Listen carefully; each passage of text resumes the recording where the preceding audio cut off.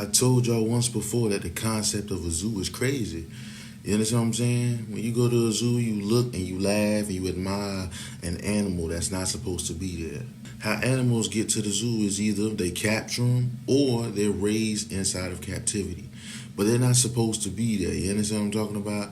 And then they got eyes. They see you staring at them, fucking taking videos with the fucking hand on the glass. Which is why every time an animal escapes, they always go fucking berserk. They always go crazy. They don't think, damn, I'm going crazy. You know what I'm saying? Let me go back to where I came from. It was good where I had it. No, they never think that. They never feel that way because it's unnatural for them to be put there. Feel what I'm saying?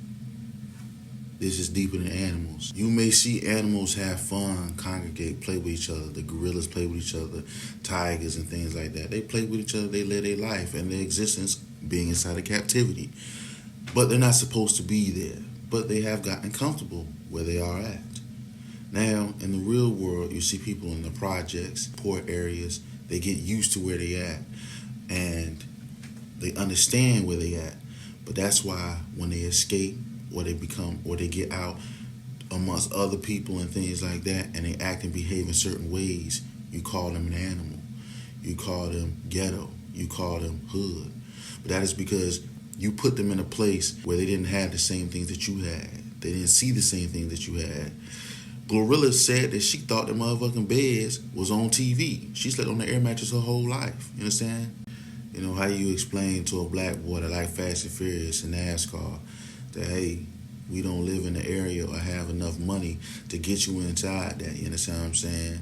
We can make you a car and a cart in the backyard, but that's as far as it goes. That's as far as your dream goes because we don't have the funds, the connections. You understand what I'm saying? It wasn't made for us to be in that, right? How do you explain to somebody that there are certain places that you can't get because of the color of your skin, the way that you look, and the whole world is telling them that that doesn't exist, that that's the civil rights era, that's slavery, that does not exist, that sounds like an excuse. How do you explain to somebody that systemic racism does exist? Oh, a white person get on here and tell you the same thing that I'm telling you and they get 2 million likes.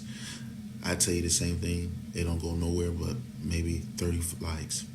Shout out all the people that's outside the race of black Americans that do their history on slavery and systemic racism, civil rights era, and they understand. These people that actually do their history, they don't say stuff like systemic racism isn't real or it sounds like an excuse because they understand it, right? These people get on TikTok and they voice their opinion and they get millions of likes. Why does it take a white person or a Mexican person or somebody that's not black to tell you systemic racism does exist? And here's the history. This is what they did to black people. This is what our ancestors did to black people. You know what I'm saying? This is what they do nowadays, microaggressions and things like that. I say it out of my mouth, it gets nowhere. They say it out of their mouth, it gets likes. Now you want to have sympathy. Now you want to start to understand because you feel human, because you understand their skin color. You don't understand us because of the way that we look. It doesn't come out right to us. Feel what I'm saying? Animals in the zoo.